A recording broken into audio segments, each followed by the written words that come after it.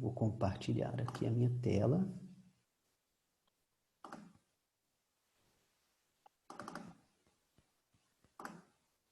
Então, vocês devem estar vendo aqui o aviso legal. Só um minutinho. Eu preciso lê-lo, né? O presente evento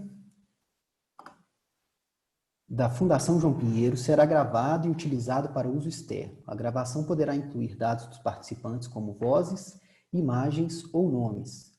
Ao se inscrever nesse evento da Fundação João Pinheiro, esteja ciente de que aceita e reconhece o acima descrito e concorda que a gravação do presente evento poderá ser utilizado pela FJP em seus canais digitais externos e ou em outros materiais a serem publicados pela FJP. Como parte da solicitação de inscrição e ou participação desse evento, você concorda que a FJP pode usar seus dados caso seja um participante ativo no evento. Caso não se sinta confortável e ou não concorde, poderá cancelar sua inscrição e ou participação antes do início do evento.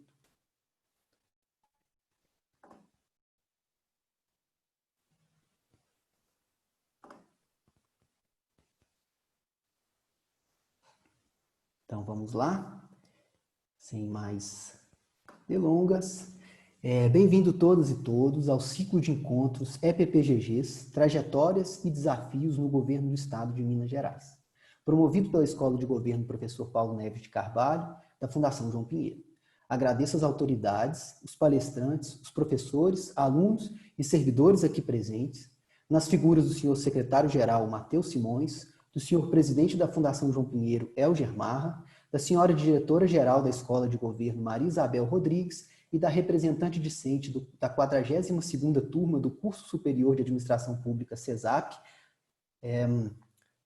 Letícia Ferreira. O intuito desse encontro é debater os desafios e oportunidades do exercício da gestão pública no Estado de Minas Gerais, com ênfase na atuação dos especialistas em política pública e gestão governamental no órgão Secretaria-Geral. Esse ciclo de eventos tem por objetivo promover o intercâmbio de perspectivas e conhecimento entre gestores e alunos, de modo a ampliar e orientar a experiência de aprendizado no curso. Às alunas e aos alunos, eu informo que teremos as apresentações com abertura de perguntas ao final, que podem ser encaminhadas no chat. Também pelo chat eu irei promover a lista de presença no momento específico. Nesse momento, eu passo a palavra para o presidente da Fundação João Pinheiro para nos dar as boas-vindas. Obrigado, Bruno. Olá, pessoal. Estão me escutando bem, Bruno? Aqui estou escutando certo. Ótimo. Então tá bom. Boa tarde, pessoal. Muito obrigado aí pela presença. Muito bom estar retomando as atividades aqui, né, com o time todo. Como o Bruno falou, esse encontro a gente está dando continuidade, né, ao ciclo de debates que a gente denominou Trajetórias, Possibilidades de Atuação e Desafios dos Especialistas em Políticas Públicas e Gestão Governamental.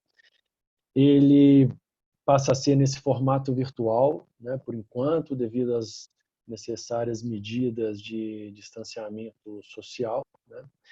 E a partir dessa semana, esse ciclo ele vai acontecer sempre às quartas-feiras, neste mesmo horário, e o nosso público aqui é a participação, né, dos alunos do 42 CESAP, que estão iniciando o curso, então é um onboard, né, é uma boas-vindas, também dos estudantes das demais turmas do curso, egressos, né, e também servidores da Fundação. Hoje a gente tem o prazer de receber o secretário-geral de Governo de Minas, Matheus Simões, e também o assessor-chefe da Assessoria Técnica do Governador, Igor Vilar de Boção, que vão debater com a gente hoje aqui esses pontos, que quais são aí os desafios, quais são as oportunidades na Secretaria-Geral do Governo de Minas. Esse encontro ele é pensado, né, pessoal, para a gente trazer ao contato dos alunos que estão chegando, mas também dos que estão já no meio do curso, eventualmente até quase se formando, é a realidade do governo de Minas, né? A perspectiva do governo de Minas, né? E não só isso, mas também a estratégia do governo de Minas, como que ele se coloca à frente dos desafios atuais. Então, esse contato para a gente é muito rico, muito importante, espero que vocês aproveitem muito, né? Acho que vocês conhecem, mas Matheus foi vereador em Belo Horizonte, eleito em 2016 pelo Partido Novo. Ele é advogado, professor de governança da Fundação Dom Cabral e procurador de carreira da Assembleia Legislativa de Minas Gerais, né? Igor é EPPGG, né? Então, e especialista pelo programa Instituto de Líderes das Américas, realizado na Universidade de Los Andes, no Chile, e na Universidade da Carolina de Praga, na República Tcheca. E como participante do Local Officials Training Program, trabalhou por um ano no governo da província de Yamanashi, no Japão. Eu vou passar, então, diretamente a palavra ao Matheus, que já adianto, ele precisará se ausentar às 1h45 devido a um outro compromisso, e a sua fala ela vai ser seguida pela do Igor, né? E ao final a gente vai ter uma oportunidade aí de algumas perguntas mediadas pelo Bruno, né? Agradeço muito a presença, né, de vocês dois. Matheus, por favor, a bola está contigo. Obrigado, presidente. Espero que todos estejam me ouvindo bem. Como eu tenho mania de falar alto, normalmente as pessoas me ouvem bem mesmo no vídeo.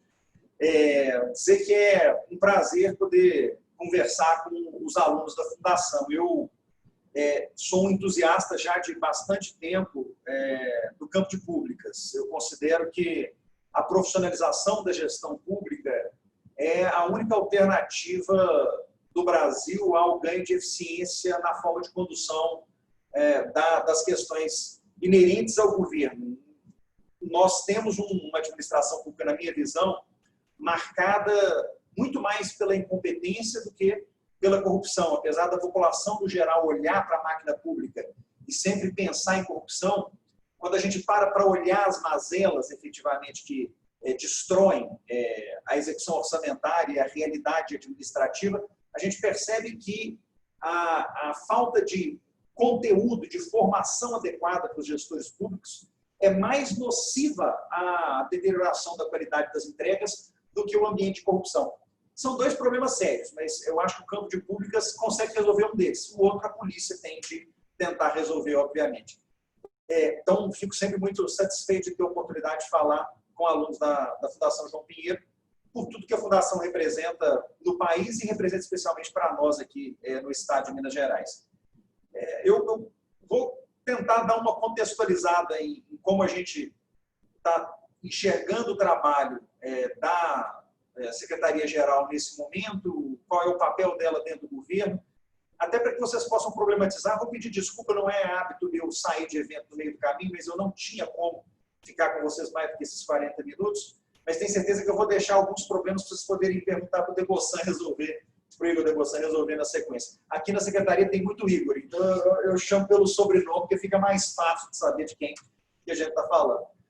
Mas a minha chegada no governo é relativamente recente. Eu fui convidado pelo governador, eu fui o chefe da transição em 2018, fui convidado pelo governador a compor a equipe dele naquele momento, mas a minha vontade era voltar para o exercício do meu cargo de vereador, mas acabei cedendo a um novo convite, pressão, convocação do governador feita agora no mês de março e assumi a posição de secretário-geral com duas características muito curiosas sobre o momento em que isso aconteceu. O primeiro é que eu chego ao governo, a minha nomeação é do dia 13. No dia 15, nós fizemos a nossa primeira reunião emergencial para tratar de Covid. No dia 17, a gente suspendeu as aulas nas escolas. No dia 21, nós determinamos o fechamento do comércio.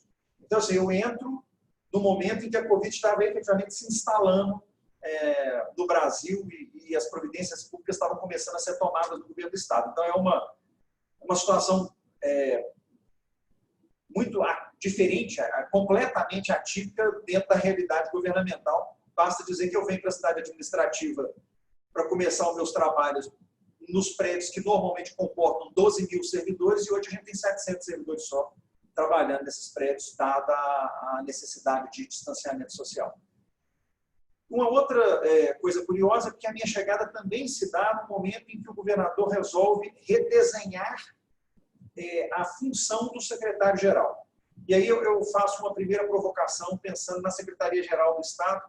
O governador Romeu Zema, quando assume, tinha um compromisso de reduzir o número de secretarias, chegou a imaginar uma estrutura com 10 secretarias e acabou ficando com uma estrutura com 12 secretarias.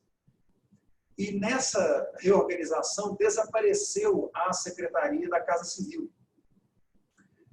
que foi ao longo do tempo aqui em Minas Gerais, desde o governo do governador Eduardo Azeredo, desde o final do governo Eduardo Azeredo, a Casa Civil assume, a partir do governo Itamar, a posição de articulador central das outras secretarias, é o articulador interno do governo. Eu brinco fazendo uma contraface da Secretaria de Governo.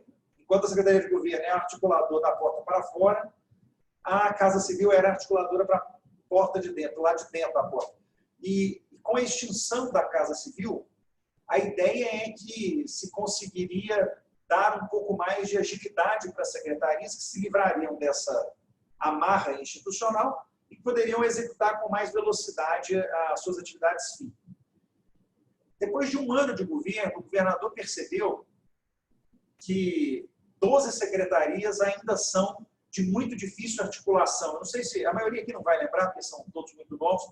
Eu e o El já lembramos de quando, no começo do governo Lula, o Jorge Gerdau foi chamado para compor aquele conselho de governo, né? Eu não lembro mais o nome do conselhão, mas tinha um nome, eu não lembro mais. É o Conselho de Desenvolvimento Econômico e Social, não é não? Eu não lembro se era o que depois virou o Conselho de Desenvolvimento Econômico e Social, porque a primeira coisa que eles propuseram foi um redesenho da administração pública federal, do ponto de vista de chefia. E eu acho muito curioso que o Jorge Gerdau defendeu à época que seria possível pensar num país com 5 ministérios, mas que o ideal eram 3, porque não tem nenhuma possibilidade de você conseguir avançar política pública, só você tem que discutir com 40 pessoas cada passo que você vai dar. E é curiosa essa visão dele, não estou defendendo essa visão não, mas o que ele estava dizendo é um problema que nós aqui mesmo com 12 secretarias experimentamos. É muito difícil articular 12 secretarias diferentes para que elas consigam trabalhar e entregar um mesmo governo, porque há uma tendência no Brasil, e essa tendência, eu estou falando que ela é no Brasil porque eu não conheço a experiência internacional com profundidade, mas há um problema no Brasil nessa ideia de transformar cada secretaria num mundo apartado das outras secretarias, ou cada ministério, enfim. E essa divisão temática, ela muitas vezes sacrifica a qualidade da entrega, porque a gente começa a ter uma disputa orçamentária e um outro problema que é muito grave, que é um risco de desassociação entre a visão do governador, de cada um dos secretários entre si. E aí a chance de você não conseguir sair do lugar, porque cada um está puxando para um lado diferente, é muito grande. Então, passado um ano de governo, o governador percebeu que ele não tinha um problema de desalinhamento muito grande entre os secretários, mas que havia uma perda relativamente grande de velocidade de implantação de soluções por falta de coordenação. E esperar que o governador, ou que o presidente, ou que o prefeito vá conseguir fazer esse trabalho de amarração é uma ilusão, porque, obviamente, a eles compete a representação institucional do poder. Então, há um volume de agenda institucional tal que não é viável pensar no governador, no chefe do executivo, como o sujeito responsável por fazer o pequeno amarrado. Ou seja, ele consegue, obviamente, dar as grandes orientações e cuidar dos grandes temas. E aí ele resolveu, então, atribuir à Secretaria-Geral, com a minha chegada, o papel de Secretaria-Geral, efetivamente. Eu brinco que, quando o cargo foi criado e tratado no início, a lógica da Secretaria-Geral era uma lógica de governadoria. Ele era a Secretaria-Geral do Gabinete do Governador. E hoje ela é a Secretaria-Geral do Governo do Estado, tanto que não precisou mudar nem decreto de competência, nem lei, não precisou mudar nada, mudou só a forma como a gente olha para ela, e ela assume esse papel de a articulação interna do governo. Então, hoje, o que é a Secretaria-Geral? É a esfera de gabinete do governador. Então, uma curiosidade, se vocês prestarem atenção em qualquer evento público em que eu esteja um outro secretário, eles vão dizer: presente, o secretário de Estado, fulano de tal, são os outros secretários. Eu não sou secretário de Estado, eu sou secretário-geral do governo. Eu não sou uma secretaria, eu sou parte do gabinete do governador. Isso me permite ser o articulador sem disputar com os secretários espaço político público, porque eu não tenho uma pasta fim. Se a gente desse essa atribuição para o secretário de Planejamento, ou para o secretário da Fazenda, ou para algum outro secretário que tem uma atividade, quando eu digo finalística, eu não estou falando de função de Estado, né, mas que tem uma atividade própria, nós acabaríamos criando uma concorrência de estatura administrativa entre as secretarias. E a lógica de trazer isso para dentro da Secretaria-Geral permite, na verdade, aos secretários terem aquela tranquilidade que essa coordenação está sendo feita pelo gabinete do governador. Então, não é um par deles, é o gabinete do governador fazendo esse trabalho. E, a partir daí, a gente tem mudado, e o Degossan tem um papel importante nisso, mudado ao longo do tempo a cara do que é a Secretaria-Geral. Então, dentro da Secretaria-Geral, hoje, nós temos a articulação dos secretários, nós temos o comando da comunicação do governo, então a Secretaria de Comunicação é parte da Secretaria-Geral, e nós temos a assessoria técnica do governador, que cuida basicamente, antes cuidava basicamente de dar as respostas para aquilo que chegava do gabinete do governador. Então, a ADG, durante bastante tempo aqui no começo do governo, ela era a emissora das respostas pelo governo para que elas fossem tecnicamente adequadas, adequadamente verificadas.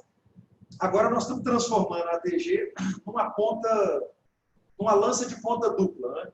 Ela continua sendo essa responsável por responder de forma adequada, tecnicamente, as questões do gabinete, mas ela também virou uma ponta de captura de informações dentro das secretarias. Então, a assessoria técnica do governador hoje, ela faz um trabalho de colher as informações estratégicas para trazer ao gabinete do governador todas as informações que serão necessárias para que o governador tenha conforto na sua tomada de decisão, no acompanhamento que está acontecendo. Isso, obviamente, não substitui o trabalho da Secretaria de Planejamento, o acompanhamento dos projetos estratégicos, o monitoramento que a gente faz aqui a cada 45 dias de todos os projetos estratégicos do governo. Esse trabalho é conduzido com muita qualidade lá pela CEPLAG, mas nos permite uma visão mais operacional do que acontece no dia a dia do Estado.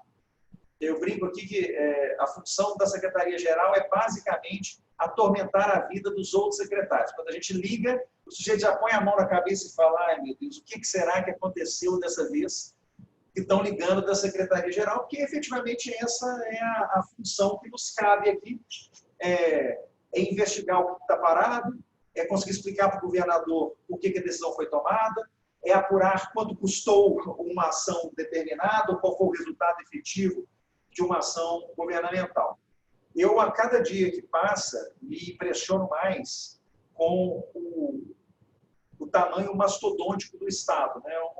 O Estado é uma estrutura que me assusta muito. E aí eu estou falando do Estado de Minas, não. O Estado, enquanto ser, ele é uma figura que me assusta profundamente, porque ele é tão grande e com poderes tão amplos que, mal conduzido, ele é capaz de destruir quase qualquer coisa. E aí eu fico aqui sempre naquele cuidado de tentar entender como é que nós vamos prejudicar o mínimo possível a existência que está fora da esfera estatal. Porque eu digo que a administração pública é uma máquina de moer gente. Né? Depois que você entra aqui para dentro, as chances de você se divorciar da realidade e parar de fazer a reflexão sobre o impacto das decisões sobre a vida das pessoas é muito grande. Eu dou um exemplo curioso. Recebi hoje aqui na sala uma pessoa que é do setor de turismo, me trazia a preocupação dele do fato de que nós não exploramos em Minas Gerais de forma adequada o turismo náutico. No primeiro momento, me parecia meio absurda a ponderação, porque eu fiquei pensando em mar. Né? Falei, bem, como é que nós vamos... Mas aí, obviamente, eu lembrei de Furnas, né? Antes de passar vergonha, e falei, bom, ele está falando de lago. E aí ele estava dizendo da importância da gente ter um marco regulatório da exploração da atividade náutica no Estado, e eu fiquei pensando que, em conceito, enquanto ele falava, a ideia parece boa, e no Estado a gente tem que tomar um cuidado muito grande, porque há muitas ideias com aparência de qualidade. Se você esquecer o efeito dessas ideias sobre a vida das outras pessoas que não são aquelas que estão conversando com você naquele momento. Então, eu sou muito preocupado com a atividade, de um lado, de produção normativa, e, por outro lado, de execução orçamentária. E o que me deixa, às vezes, atônito é perceber como é fácil para a administração pública continuar rodando sem pensar em nenhuma das duas coisas. Ela não faz nenhuma conta do impacto normativo e também não se preocupa efetivamente com a qualidade do gasto orçamentário, porque a coisa entra num processo de reprodução contínua de procedimentos que já eram anteriormente executados. E aí, aqui na posição da Secretaria-Geral, eu acabo tendo uma oportunidade, que pelo menos é a parte que me deixa muito grato por ter recebido esse convite do governador, que é a oportunidade de tentar interferir na ação do governo, sempre olhando para essas duas coisas, impacto normativo. E aí, quando eu falo impacto normativo, não estou falando só de lei, né, gente? Estou falando desde portaria até procedimento, porque isso é uma coisa muito estranha na administração pública. Procedimentos ganham força constitucional. Você tenta fazer algumas coisas de uma forma um pouco diferente, fala, não pode ser feito assim. Você fala, por que não? Não pode, não é assim que a gente faz, não tem jeito de fazer desse jeito. E você gasta, às vezes, uma energia enorme só para descobrir que não existe uma norma sobre o assunto. Né? Então, assim, tem a questão, muito pouca reflexão sobre impacto normativo e muito desleixo na execução orçamentária. Eu acabei assumindo nessa posição a presidência da COFIN, né, que é a comissão que cuida das questões financeiras mais graves para o Estado, orçamentárias e financeiras, e eu percebo pelo jeito que os pleitos chegam da COFIN, como é que para o executor da despesa lá na ponta, a reflexão sobre a qualidade do gasto é baixa. Nós interferimos pelo menos 20 requerimentos ao longo desses últimos 3 meses da COFIN de contratos de manutenção de bens que estão fechados. Então, chegam para a gente pedidos de manutenção da bilheteria dos parques estaduais. Os parques estão fechados. Por que eu tenho de renovar os contratos de portaria dos parques estaduais? Sem renegociar, porque assim, fala, Matheus, mas uma hora vai reabrir. Então vamos renegociar. Diz que enquanto estiver fechado, eu não quero funcionário na mesma quantidade, não. O executor da despesa, ele não perde normalmente 1 minuto do tempo dele para fazer esse tipo de avaliação da qualidade do gasto. Então, eu considero que a posição do secretário-geral me permite hoje, para além de fazer tudo aquilo que o governador precisa que seja feito em termos de articulação dos secretários, mas me permite, em cada intervenção que eu promova, poder questionar se fizeram a conta de qual é o impacto daquilo na vida das pessoas e se fizeram a conta de quanto isso vai custar para os cofres públicos.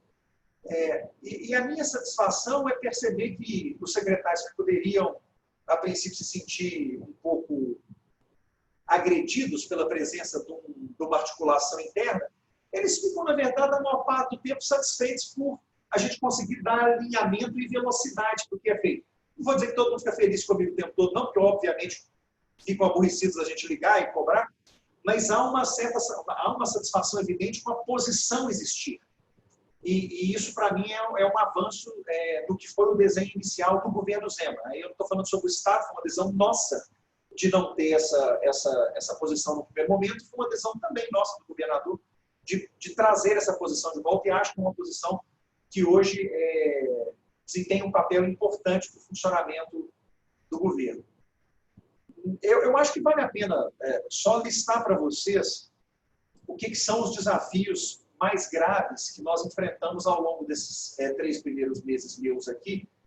E, obviamente, é uma leitura contaminada pelo momento, né, gente? Assim, não tem, eu chego já no momento de Covid. Então, você perguntar, Matheus, no momento de tranquilidade, qual que é o seu maior problema? Eu não sei dizer. Eu só sei dizer no momento de não tranquilidade, quais são os meus maiores problemas. Mas Eu, de vez em quando, me pego projetando como é que vai ser quando acabar a pandemia, o que vai mudar na minha rotina. Eu acho que, provavelmente, outros secretários vão ter pesadelo comigo. Eu acho que, atualmente, o secretário de saúde tem mais pesadelo comigo. Acabando a pandemia, outros secretários vão começar a ter pesadelo pensando nas coisas que eu estou pedindo e no que a gente está tentando promover. Mas deixa eu tentar fazer um apanhado do que são os maiores desafios. Metrificação é um problema muito sério na administração. Nós temos baixíssima capacidade de medir com precisão o custo, a qualidade e a importância das entregas que a gente faz. Então, nós fazemos muitas entregas sem saber se elas custaram caro ou barato, porque nós não temos benchmark, nem avaliação efetiva de custo da atividade, e também não sabemos se elas têm um impacto efetivo na vida das pessoas. A maior parte das decisões públicas são tomadas com base em premissas ideológicas, com pouca apuração empírica de resultado. A gente tem tentado implantar uma mudança nisso aqui, por exemplo, o secretário Otto do Planejamento insiste muito na necessidade da gente medir sempre finalisticamente os projetos. Vai falar, indicador tem que ser finalístico, indicador meio não serve para nada. Mas, apesar do conceito ser interessante, a prática do conceito é muito difícil. Vou dar um exemplo que o Devoção está sofrendo com ele atualmente. O governador perguntou outro dia, falou, quanto custa um preço em Minas Gerais? A Sejusp tem uma resposta para isso, mas é uma resposta falsa. Uma resposta falsa, por quê? A pergunta que o governador estava fazendo, na verdade, é o que custa, qual é o preço, o custo de um preso no sistema PPP e qual é o custo de um preso no sistema público tradicional. Qual que é a conta que a Sejusp faz? Ela vê quanto ela desembolsa por mês e divide pelo número de presos na PPP e quanto ela desembolsa por mês e divide pelo número de presos no sistema prisional comum. Bom, primeiro problema. Na PPP, para cada vaga de preso, tem um preso. No sistema prisional comum, para cada vaga de preso, tem 2 presos e meio. Então, eu já começo com o primeiro problema, porque eu estou comparando melancia com banana, porque é óbvio que essas coisas não são perfeitamente comparáveis, já que eu estou com cadeias públicas superlotadas e na PPP não tem superlotação. Eu tenho 2 formas de fazer essa conta. Eu posso superlotar a PPP para fazer a conta, ou eu posso esvaziar os presídios comuns para fazer a conta, mas fazer a conta desse jeito que está sendo feito para ser justo não resolve. Então, segundo problema.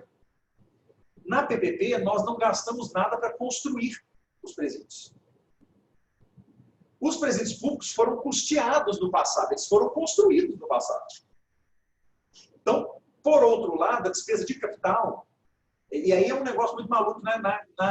Na gestão pública orçamentária, há uma dificuldade enorme em se compreender CAPEX e OPEX. Assim, as pessoas, na hora que você começa a discutir, como a gente faz a discussão de custeio, o que é custeio, investimento entra na conta de custeio, na lógica orçamentária, que está junto com despesa de alimentação do preso, mas está separada de mão de obra do guarda. Então, assim, do ponto de vista da contabilidade tradicional e da economia tradicional, a forma da apuração orçamentária pública não faz nenhum sentido e dificulta profundamente a análise. Ah, Matheus, mas a contabilidade pública está se aperfeiçoando, está trocando, está apropriando alguns desses conceitos que internacionalmente já são praticados. Ela está mudando, mas ela não mudou ainda. Então, basta dizer que nós temos um programa piloto, não sei se já foi apresentado para a turma, mas o que a CEPLAG está desenvolvendo, que é o de centros de custo. O governo de Minas Gerais está implantando, neste momento, em 4 órgãos, 3 órgãos de uma secretaria, os centros de custo no Estado. Isso não existia. Ou seja, se você perguntasse quanto custa a unidade prisional de tal lugar, ninguém sabia te responder. Aquilo estava dentro de uma rubrica onde estavam todas as unidades prisionais misturadas. Então, é muito difícil metrificar. Então, essa, para mim, é a maior... alguém está falando para a gente aí que tem gente com dificuldade de entrar no Zoom aí. Vamos ver. Eu não posso fazer nada, mas o nosso anfitrião pode para descobrir o que está acontecendo. Bom, mas aí deixa eu continuar. Vai para a gente aí. Eu sempre fico de olho no bate-papo, vai que tem alguém me xingando, né? Pelo menos eu tenho a oportunidade de me defender. Mas então eu estava dizendo que a metrificação é um desafio enorme. E o governador, como é um homem de gestão, o governador é formado em administração e trabalhou a vida inteira em administração de empresa. Ele é muito preocupado em metrificar as coisas, em conseguir medir para saber se elas estão funcionando bem ou mal. E esse talvez seja o maior desafio nosso aqui na Secretaria-Geral, é conseguir fazer com que as secretarias finalísticas consigam medir o que elas estão fazendo em termos de custo. E eu volto a dizer, são 3 coisas que vão ser medidas. Quanto custou, por que eu fiz e como eu atingi o meu objetivo finalístico. Nós temos dificuldade de atender as 3. E aí eu posso listar para vocês aqui uma dúzia de exemplos, mas eu escolhi 3 situações que eu acho que são bem emblemáticas do trabalho da Secretaria-Geral, para vocês poderem refletir conosco sobre as dificuldades da administração pública e aí espero que o bom resultado que a gente possa colher daqui a algum tempo. O primeiro deles é a situação das barragens que o governo tem no norte de Minas, barragens de água doce. Eu não sei se vocês sabem, em Minas Gerais tinha uma entidade que se chama Rural Minas, que teoricamente deveria cuidar da promoção da atividade rural do Estado, da atividade agropecuária do Estado. A Rural Minas, dentre várias iniciativas, ela tinha algumas barragens de perenização, que são barragens estabelecidas em regiões áridas, onde normalmente havia falta d'água em determinada época do ano, para que a gente conseguisse perenizar a capacidade de fornecimento de água para aquelas regiões. Eu tenho a impressão, e é uma impressão porque, e aí o problema também, a gente nunca mede o porquê que nós estamos fazendo as coisas, né? Então, eu não tenho registrado em lugar nenhum por que elas fizeram as barragens. Mas, pensando que ela era Rural Minas, a perenização deveria ser pensando na comunidade que estava na zona rural, e não nos centros urbanos. Apesar disso, essas barragens, há muito tempo já, elas são fornecedoras de água para centros urbanos. Aí começa o primeiro problema. Essas barragens foram construídas pela Rural Minas, mas os terrenos eram de propriedade da CEMIG. Aí você começa a perguntar, por que a CEMIG era dona das barragens que a Rural Minas estava implantando? Ou uma segunda pergunta, por que a CEMIG era dona de barragem de água que não gerava energia? Também é uma boa pergunta que também não tem registro em lugar nenhum, então eu não sou capaz de responder para vocês. O certo é que lá pelas tantas a CEMIG percebeu que ela tinha essas barragens de água, que custam dinheiro para promover manutenção, e transferiu essas barragens para a Rural Minas. A Rural Minas foi extinta durante o governo Pimentel. E pelo nome Rural, todas seus ativos foram transferidos para a Secretaria de Agricultura.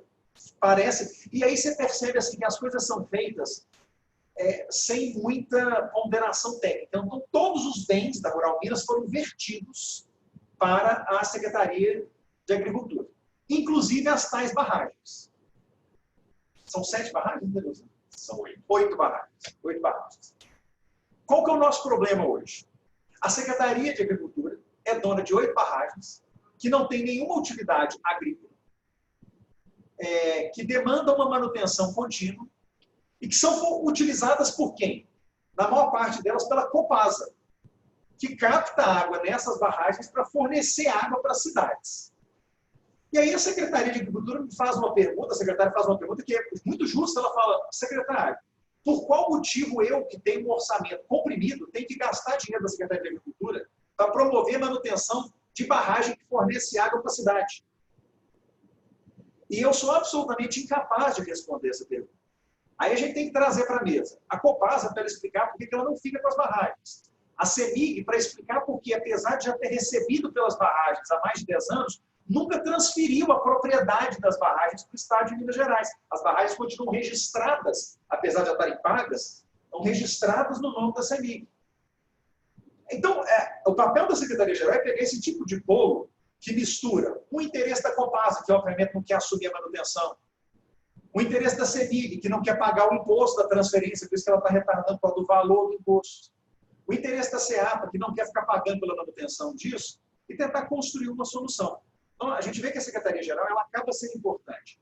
E no meio disso tudo fica o Matheus abismado, porque eu fiz uma pergunta, eu falei, deixa eu perguntar uma coisa para vocês. Se são barragens de perenização e não são usadas para agricultura, então no norte, isso não deveria estar ligado ao IDEM?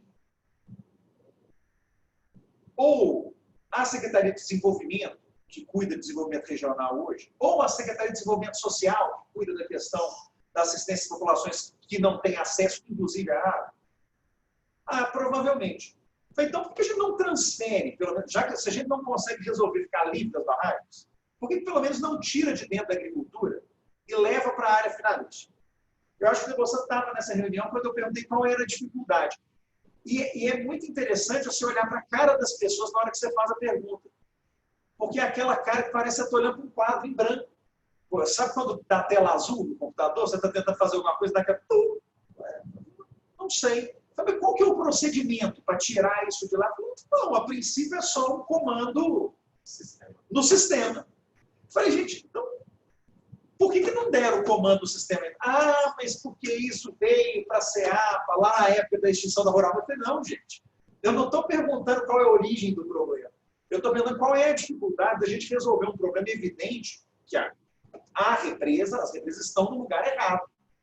Elas não podem estar dentro da Secretaria de Agricultura. E o desesperador é que, mesmo para esses problemas que parecem mais evidentes, a construção da solução é sempre muito difícil no ambiente público. Nós precisamos de administradores, e aí vai uma provocação a vocês, que estejam abertos a soluções que não estejam sendo praticadas há 50 anos.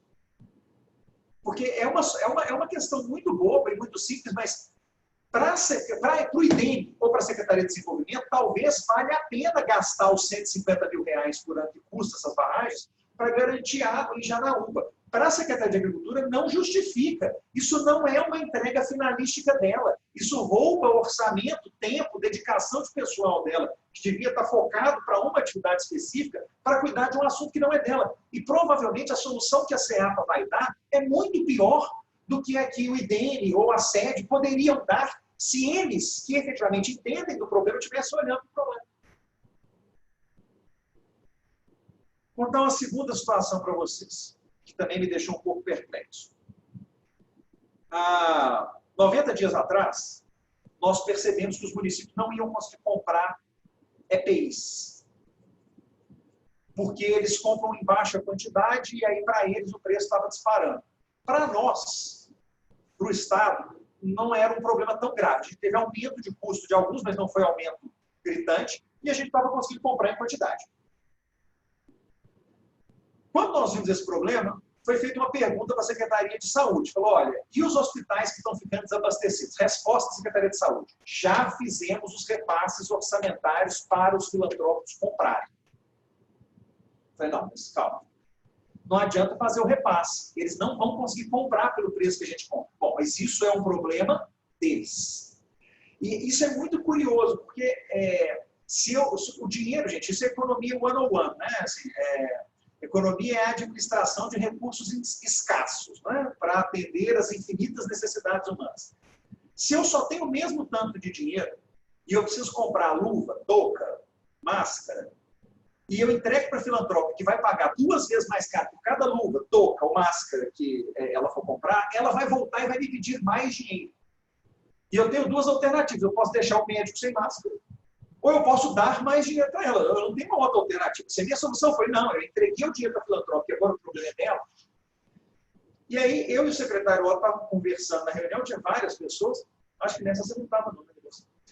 E aí eu perguntei, falei, por que o Estado não compra e repassa? Aí, a primeira resposta foi de uma pessoa do Secretaria de Saúde, falou, a gente não pode repassar in natura. Bom, primeira pergunta, por que não? Aí ficou aquele negócio, um olha para o outro olha para um e fala, não, eu acho que não pode. Eu acho que não pode, não me serve. Mas eu falei, mas engraçado que você está falando em repassar em natura, nem era o que eu estava pensando. Eu estava pensando a gente vender mesmo para o hospital. Mas o cara pensou, não, o Estado não pode vender EPI, não. Por que não? Não, isso não é atividade pública. Eu falei, gente, posto de gasolina vende bala, né? Não é atividade do posto de gasolina vender bala, ele vende bala. Eu quero saber por que o posto de gasolina pode vender bala e o Estado não pode vender os EPIs. E a conclusão, depois de uma semana, é que não havia nenhuma proibição. Nós podemos vender. E vendemos para mais de 100 municípios. Aí, EPIs, compramos EPI e vendemos para os municípios. Mas o que você percebe é a dificuldade extrema de se pensar, eu não gosto da expressão porque ela é negativa, de se pensar fora da caixa. De pensar uma solução que não é uma solução do dia a dia. Não é uma... E aí o curioso é, agora que está com o problema do anestésico, já estão querendo comprar anestésico para a gente vender para o município. Falar, vocês gostaram da ideia, né? Agora nós vamos pensar. Né?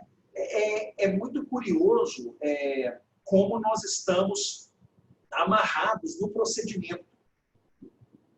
E eu tenho defendido já há algum tempo na Fundação Dom Cabral que nós deveríamos tentar fazer uma coisa que a Getúlio Vargas fez com o direito. Não sei se alguém aqui tem dupla formação, mas a GV em São Paulo, ela montou um curso de direito que quebrou as caixinhas que a gente tinha no direito, que a gente tem lá, direito civil, contratos e obrigações. Aí lá no direito penal tem responsabilidade criminal e aqui no direito civil tem responsabilidade civil. E lá no administrativo tem responsabilidade administrativa. E o que a GV fez? Falou, não, vamos falar isso aí igual os americanos, vamos falar de responsabilidade. E na mesma matéria a gente vai tratar de penal, civil e administrativo. Porque no fundo é uma coisa só, você só está fazendo aplicações diferentes. Eu tenho feito na Fundação Dom Cabral uma provocação que eu faço a vocês. Nós precisamos tentar romper uma divisão absoluta que foi criada entre administração pública e administração privada para entender que os conceitos da administração enquanto ciência, eles não são diferentes. As normas são diferentes, mas os conceitos não são. A gente precisa se abrir um pouco mais à flexibilidade que a administração privada pratica para tentar ser capaz de absorver com um pouco mais de velocidade as mudanças que vão ficar cada vez mais exigentes na esfera pública. Então, a provocação que eu faço a vocês é essa, de tentar concluir o curso de vocês com a cabeça aberta para a possibilidade das soluções que foram praticadas durante décadas naquela vaga que eventualmente você vai ocupar, não precisam ser as mesmas que vão ser aplicadas nas próximas décadas. E provavelmente, se elas forem as mesmas, nós estamos falhando em alguma coisa.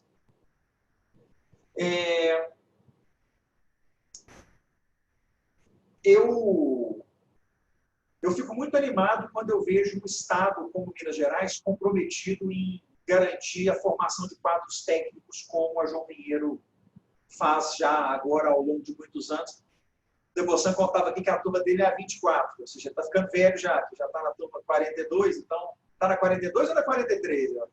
42? 42. Mas isso é um sinal de que nós já estamos agora já há bastante tempo formando o que é o futuro da administração pública em Minas Gerais. Eu espero que esse futuro da administração pública seja formado cada vez mais por gente com a cabeça aberta, no sentido de aplicar a ciência à administração pública e não amoldar a ciência à administração pública, porque, infelizmente, a lógica do Brasil eu pego um profissional excelente, coloco ele dentro de uma caixa até ele ficar no formato da caixa e aí eu solto ele para continuar reproduzindo o que é feito nos últimos 50 anos. Os EPPGG são grandes parceiros nossos aqui na tentativa de disrupção. Uns com mais força de vontade de mudar, outros com menos vontade de mudar um pouco, mas a gente vai empurrando os que não estão com vontade, usando os que estão com vontade para puxar. Então, a coisa tem funcionado bem. Minha experiência com os egressos da Fundação é muito positiva. E espero ter outras oportunidades de conversar com vocês sobre a experiência da Secretaria-Geral. Vou deixar vocês agora com o Debossan, que vai dar detalhes melhores do que os meus. Ele já está aqui desde a época de antes da crise, gente. Então, ele consegue dizer para vocês o que é a Secretaria-Geral quando o mundo está pegando fogo. Eu era estagiário no AES. Então, pronto. Tá aqui já. Ele tem até plaquinha de patrimônio. Já. Matheus, muito obrigado. Você já tinha falado aí desse compromisso. Obrigado por conseguir ter ajustado a agenda e estar com a gente aqui nesse momento. É muito importante ouvi-lo. Acho que isso dá concretude, né, para a turma aqui, dando o tipo de problema que se enfrenta e como nos posicionar, e já vai agendando a mente, né, da nossa turma o que eles vão enfrentar aí no futuro. Muito obrigado mesmo. Obrigado. Bom trabalho. Obrigado. Deus. Obrigado. Ixi, agora é comigo. Isso aí. Parte menos. Bom, eu respondo alguma pergunta. Vocês querem que eu fale alguma coisa? Queria falar menos de mim, responder mais perguntas, contar mais casos. Acho que o jeito que o Matheus levou é mais interessante, né? Porque ele foi contando. E engraçado que ele contou casos que eu estou envolvido. Aí eu já fiquei assim, nossa, ainda tem que resolver esse problema, tem que resolver aquele outro problema. A gente vai tentando. Se alguém tiver alguma pergunta, ele falou aqui, né? Eu sou da turma 24. Eu fui de várias secretarias, o que muitos FPGs vão dizer, nossa, que loucura, não faça isso. Foque numa secretaria, seja muito bom naquilo que aquela secretaria faz, seja um especialista em um assunto, então, seja cultura, seja educação, saúde. Mas eu fui bem louco, eu fui em 500 secretarias até me encaixar em algum lugar. Aí fui me encaixar na geral, que faz muito sentido, né? Porque passar por vários e acabar na geral acaba fazendo um pouco de sentido. Agora que eu pensei nisso, na verdade. E no meio disso, eu também aproveitei uma oportunidade que aqui no estado tem, que é muito bacana, que até hoje, desde quando eu conheço o programa do Japão, só EPPGGs foram, o que não é uma regra, mas só EPPGGs têm ido. E é uma oportunidade muito legal. E engraçado que o Matheus fala nesses problemas que a gente vê aqui, são problemas que também que eu via lá no Japão também. Então, um caso, para contar assim, um caso que muita gente conhece, o Japão é conhecido por ter caça de baleia, por ser permitido a caça de baleia. E aí muita gente justifica, não, porque é uma coisa cultural do japonês. Na verdade, não. O japonês não come carne de baleia, não gosta de carne de baleia, tem nojo de carne de baleia. Na verdade, isso é uma agência no Japão que funciona. Então, Max Weber, em algum lugar, está muito feliz com isso. Uma agência de burocratas no Japão que ficam mantendo a caça de baleia e ficam lutando para aquilo ser mantido, que já acontece há muito tempo, e o emprego deles está relacionado com aquela caça de baleia. Então, são esse tipo de problemas que a gente acaba vendo no estado de erros e ações que vão sendo cristalizados no estado. Deixa eu ler aqui. Conforme sugestão, ok. Gostaria de entender melhor esse programa no Japão. Ok. Bom, seguinte, o programa do Japão todo ano acontece. Minas Gerais é um estado irmão de um estado lá no Japão, que chama Yamanashi. E aí, todos os anos, o estado de Yamanashi abre uma seleção para que um intercambista, um funcionário público aqui de Minas Gerais vá trabalhar em Yamanashi. Então, o requisito, você tem que saber um pouco de japonês. Não era obrigatório, mas isso acabou sendo obrigatório nas últimas seleções. Então, você tem que saber um mínimo de japonês. E aí você trabalha na província de lá. Você tem que fazer um projeto aqui. Eu continuo, a política pública que eu acabo mais me interessando ainda é a educação. E eu trabalhei com educação especial lá. Então, eu trabalhei em escolas de surdos, cegos, etc. Lá em Yamanashi, além de trabalhar ajudando a província de Yamanashi a se preparar para a Olimpíada. Agora foi tudo adiado, né? Nem sei como é que meus amigos estão lá. Mas eu trabalhava, me dividia entre Olimpíada e educação especial, que é o assunto que eu mais gosto, etc. Se tiver mais alguma pergunta, qual o principal desafio que, na sua opinião, os novos EPPG terão enfrentar na carreira? Nossa, pergunta filosófica. Eu acho que, assim, o desafio maior igual eu brinquei aqui, né? Eu era estagiário no governo da Aécio Neves. Então, faz muito tempo. E aí, fazendo uma brincadeira, eram coffee breaks maravilhosos, o Estado tinha muito mais dinheiro. Há uma década atrás, né, Minas Gerais crescia o dobro que a China cresce hoje. Minas Gerais crescia 10%, 11%, 12% no boom de commodity. Então eram outros tempos, eram muitas obras, era rodovia e etc, etc. Então o grande desafio hoje, eu acho que é fazer o mais com menos, né? A gente não tem dinheiro para nada. Então a gestão hoje ela é tudo. O capital humano que o Estado tem é praticamente tudo, já que a gente tem que pegar o que já faz e tentar melhorar a produtividade e o que entrega, né? Então, acho que o novo desafio é esse. Como se preparar para isso? Eu acho, aí é aquela pergunta assim, né? Já que estou falando com pessoas do primeiro período, certo? São todo mundo, alguns não estão no primeiro período, mas a maioria no primeiro período, né? Como aproveitar a fundação ao máximo, né? A fundação, eu acho, é uma escola cheia de oportunidades, né? Os professores são muito capacitados e eu tive aula com um professor marxista e com um professor liberal, e difícil achar uma instituição de ensino nesse modelo tão amplo.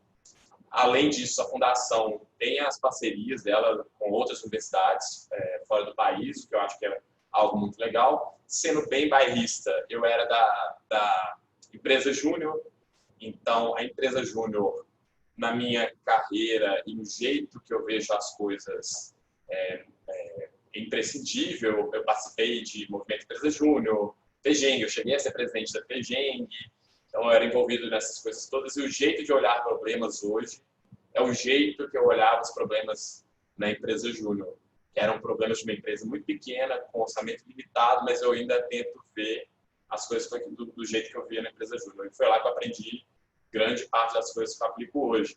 Então, tudo isso aqui que o Matheus está falando, Matheus Maria Isabel, muito bom mesmo. Então, Matheus é o segundo secretário-geral, né? Eu estou aqui desde o ano passado, desde quando eu voltei do Japão. Ele falou da Secretaria de Casa Civil, era a minha secretaria, eu cheguei aqui, ela tinha sido extinta, sem emprego, mas aí já passaram dois secretários gerais, dois secretários, e a ideia de cada um deles é de uma forma, e também a gente tem um governante eleito, e eu estou aqui para fazer valer essas intenções deles, né?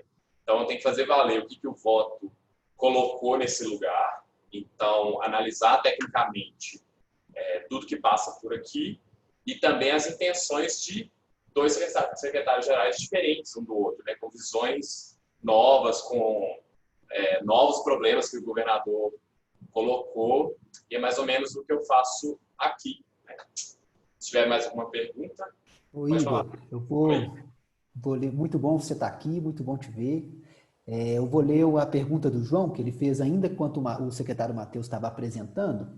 Acho que ele estava se referindo especificamente à questão da mudança das barragens. Então, ele pergunta assim: em caso da mudança de secretaria, a Copasa iria parar de extrair a água em prol da necessidade de implementação da água necessária para a Secretaria de Serviço Social que assumiu as represas? Então, acho que é um pouco da modelagem do serviço. Eu vou aproveitar para fazer uma pergunta também, no sentido de como você articula diversos conhecimentos e habilidades aprendidos aqui no CESAP para pensar desde uma secretaria de coordenação essa modelagem de serviços aí com atenção aos impactos, né, normativos e orçamentários que o secretário-geral pontuou.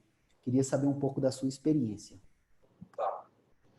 Bom, então lá, das barragens, esse problema ele ainda continua. Essa é a pergunta de $1 milhão. Como é que a gente resolve esse problema? E aí eu não tenho a resposta. Isso que eu acho que é tão legal aqui, porque as alternativas são várias. A Copasa, no caso, ela faz uso dessa barragem de perenização que é custeada pela SEAPA, Secretaria de Agricultura, e isso gera receita para ela, né? Então é uma situação complicada, né? Mas também, ao mesmo tempo, a Copasa, a gente pode falar assim, eu vou fechar a água lá para a Copasa não tirar e não chegar no cidadão. Não tem essa questão, né?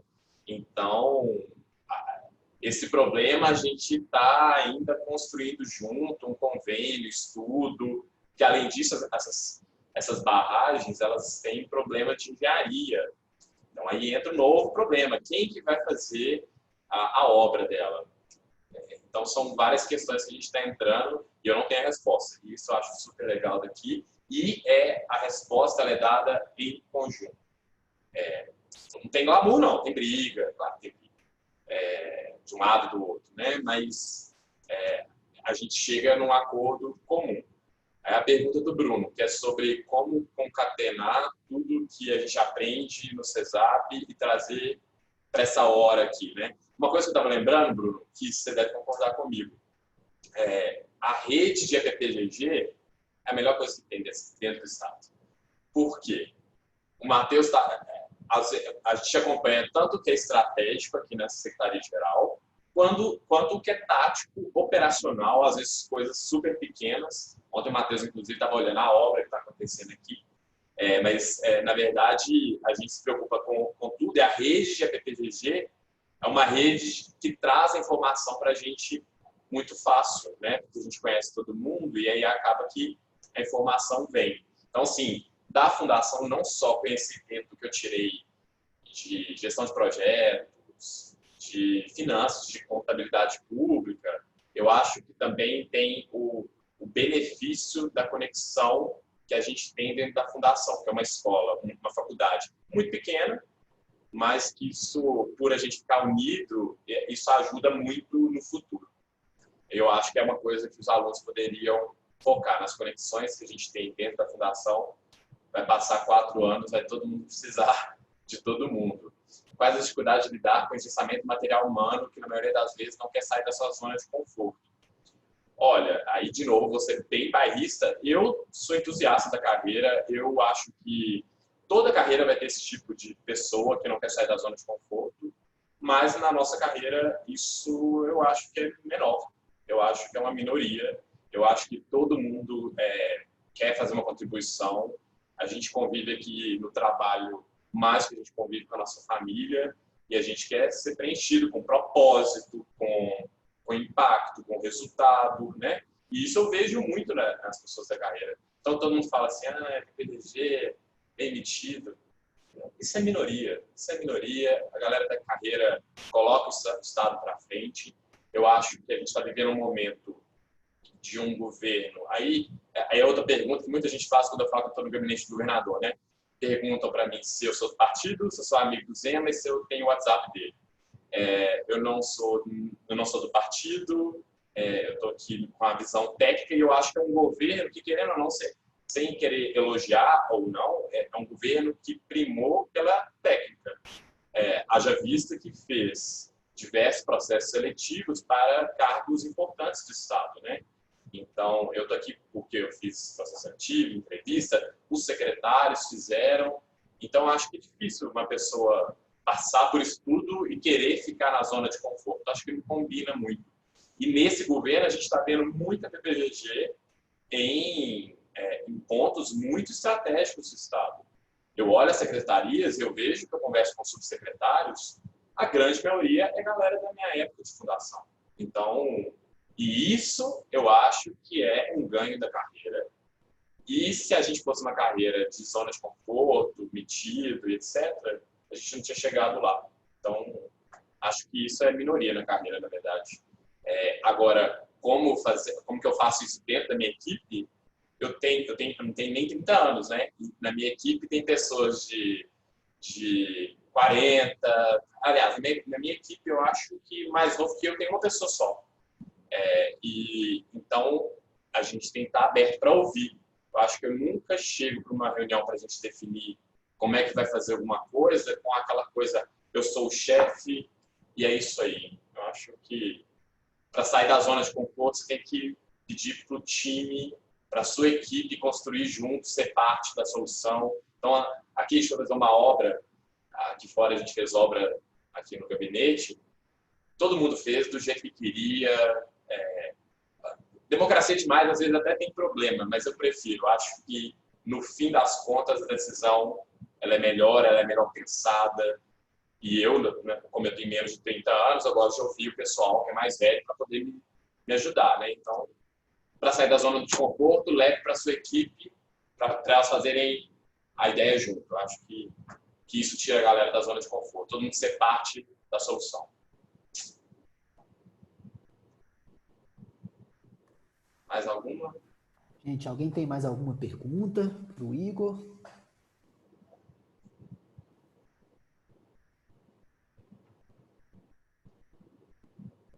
Acho que é isso, né? A gente cumpriu aí 1 hora de evento.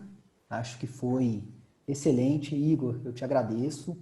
Agradeço o secretário-geral, Matheus Simões, que fez uma exposição muito bem pontuada e muito abrangente. Acho que é muito importante para o curso a gente entender esses desafios de liderança na prática, e aí a articulação de governo talvez seja um dos desafios mais fundamentais que a gente vê, tanto do ponto de vista das secretarias setoriais, quanto do ponto de vista, imagino eu, não tive essa experiência, mas a partir do relato de vocês, do órgão central, né, que está assumindo esse posicionamento, que é muito interessante. Queria te agradecer, queria agradecer também o presidente da Fundação, Elger. Elger, se você quiser fazer alguma fala final, estamos aqui. Bom, mais uma vez agradecer, né, o Igor de estar aí com a gente, poder dividir aí a experiência que ele está tendo, certamente muito rica. E acho, pessoal, que a gente vamos ter outros encontros, então, como eu falei, né, às quartas-feiras. Preparem-se para esses encontros, né, o que vocês querem saber, conhecer. Daqui a pouco a gente vai começar a entrar em secretarias específicas, né, de linha. Então, ou seja, quem gosta daquele assunto, entende, estudem os projetos, vejam o que está rolando lá, para vocês é a oportunidade de entender um pouco mais em detalhe como que a coisa acontece de fato, né, quais os problemas estão lá. Então, acho que é a hora da gente aproveitar isso ao máximo, porque é muito rico para todos nós, né? Para mim foi ótimo ouvir aí também, conheci algumas coisas da secretária-geral, outras não, então também aprendo com essa fala de vocês. Acho muito rico isso e queria realmente agradecer o Igor e, por favor, Igor, também passe esses agradecimentos mais uma vez ao Matheus por estar aqui com a gente nesse momento, tá bom? Obrigado a todos. Eu esqueci de falar, eu esqueci de elogiar. Eu achei esse tipo de interação, na minha época de fundação, eu ia amar, porque a gente falar caso concreto que a gente traz aqui, né? Ainda mais para quem está no primeiro período, vendo aquelas matérias, né? Max Weber, vocês estão vendo que o Max Weber ele dialoga com isso aqui, né? A burocracia, o engessamento. Então, assim, a gente vê que as coisas não são desconectadas da realidade, né? Então, parabéns para o Bruno, parabéns, Elge, parabéns, Maria Isabel e todos os outros que estão aí, que eu não vi o nome. É super legal. Me chame na próxima, eu quero participar também, porque eu vou aprender sobre educação e saúde. Sem dúvida vai ser chamado, Igor, e esse mérito também eu tenho que dividir com a Camila, né, que eu estou chegando... E orientadora de monografia? Sou orientadora de monografia, olha aí. Na verdade, ela que preparou todos esses eventos, eles foram suspensos, né, por conta da pandemia, nós estamos retomando aqui, aproveitar para dizer que é uma honra e um grande desafio suceder. Espero estar apto aí. Boa sorte, você vai conseguir. Um abraço, gente, muito obrigado. Obrigado, Igor. Até mais. Obrigado, pessoal. Um abraço para vocês.